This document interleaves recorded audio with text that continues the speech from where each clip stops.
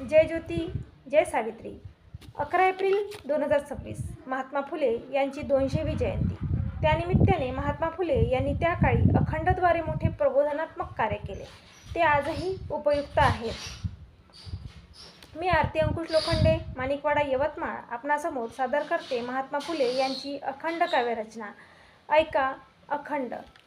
आर्य ब्राह्मणात पेशवा वाटोळा, आर्य ब्राह्मणात पेशवा वाटोळा, करतो सोहळा कानपुरी, करतो सोहळा कानपुरी।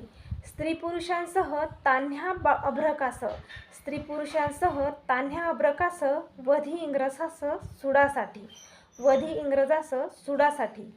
हुके गोळीबार भाल्याने टोचवी, हुके गोळीबार भाल्याने टोचवी, तान्ह्यास लोळवी पिस्तुलाने, तान्ह्यास लोळवी पिस्तुलाने। वंशज हा खरा ब्रह्मराक्षसांचा, वंशज हा खरा ब्रह्मराक्षसांचा, पूत सैतानाचा ज्योती म्हणे, पूत सैतानाचा ज्योती म्हणे। महात्मा फुले म्हणतात की स्वतःला उच्च समजणाऱ्या ब्राह्मणांमधील पेशवा याने कानपूर येथे 1857च्या बंडादरम्यान सर्व गोष्टींचा विचका विनाश केला। इंग्रजांविरुद्ध सूड उगवण्यासाठी या पेशव्याने केवळ इंग्रज सैनिकांनाच नाही तर निष्पाप इंग्रज स्त्री पुरुषांना आणि त्यांच्या तान्ह्या बाळांना सुद्धा निर्दयीपणे ठार मारले। युद्धाच्या नशेत बेछूटपणे गोळीबार करण्यात आला, निष्पाप बालकांना तीक्ष्ण शस्त्राने टोचण्यात आले, पिस्तुलातून गोळ्या झाडून त्या निष्पाप तान्ह्या पोरांना रक्ताच्या थारोळ्यात लोळवण्यात आले।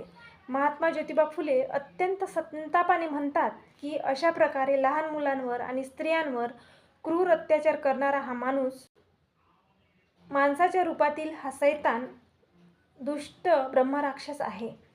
हा कोणत्याही थोर परंपरेचा नव्हे तर क्रूर सैतानाचा खरा वंशज आहे, असे ज्योतिबा फुले आपल्या अखंड काव्यरचनेतून सांगतात। महात्मा फुले यांनी दिलेला संदेश आजही उपयुक्त असून सर्वांनी त्यांचे संदेश उपयोगात आणावे ही विनंती सावित्री शक्तीपीठ पुणे महाराष्ट्राच्या वतीने आम्ही करत आहोत। आमच्या सावित्री न्यूज इंडिया चॅनलला लाईक, शेअर, सबस्क्राईब करा आणि आमचे व्हिडिओ असेच पाहत राहा। धन्यवाद।